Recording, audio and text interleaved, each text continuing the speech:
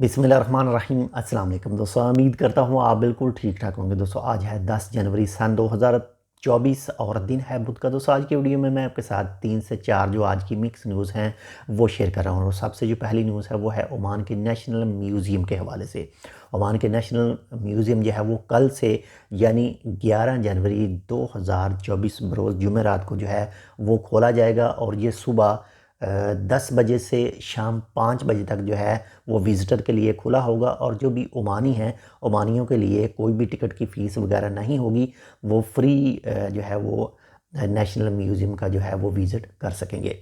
इसके साथ नंबर 2 पर जो न्यूज़ है वो है मिनिस्ट्री ऑफ लेबर और मस्कत बल्दिया मस्कत म्यूनसिपाल्टी ने आपस में मिलकर जो है वो एडन मच्छर के ख़िलाफ़ जो है कार्रवाई करने के बारे में कहा है, ताकि जो रहने की जगह हैं उन्हें महफूज बनाया जा सके। आप तो जानते हैं जो मच्छर है इसके काटने से मुख्तलिफ़ किस्म की जो बीमारियां हैं वो फैलती हैं। इसके साथ ही नंबर 3 पर जो न्यूज़ है वो है आज की जो तारीख़ है यानी 10 जनवरी, जो ओमान के लिए इंतहाई अफसोस की तारीख़ है। यानी 10 जनवरी सन 2020 को ओमान के सुल्तान मोहतरम जनाब काबूस बिन सईद साहब जो हैं वो इस दुनिया से रुखसत हुए थे, उनका इंतकाल हुआ था। अल्लाह ताला उनकी कब्र की मंजिलें आसान फरमाए, अल्लाह ताला उनको जन्नत में आला मकाम अता फरमाए, अल्लाह ताला उनको उनके जो दर्जात हैं वो बुलंद फरमाए। आप भी जो है इनके लिए दुआ ज़रूर कीजिएगा।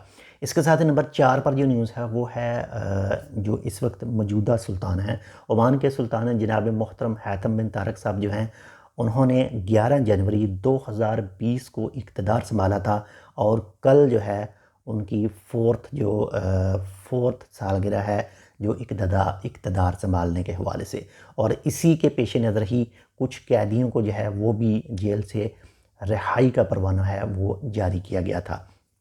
इसके साथ ही नंबर 5 पर जो न्यूज़ है वो एक फ़ेक न्यूज़ है। अक्सर आपने फेसबुक के ऊपर देखी होगी, हो सकता है आपकी नज़रों से गुजरी हो, लेकिन आपको बताता चलूँ कि उस पोस्ट में जो लिखा होता है कि 100 ओमानी रियाल जो है वो आपको दिए जाएंगे अगर आप रजिस्ट्रेशन कर लेते हैं।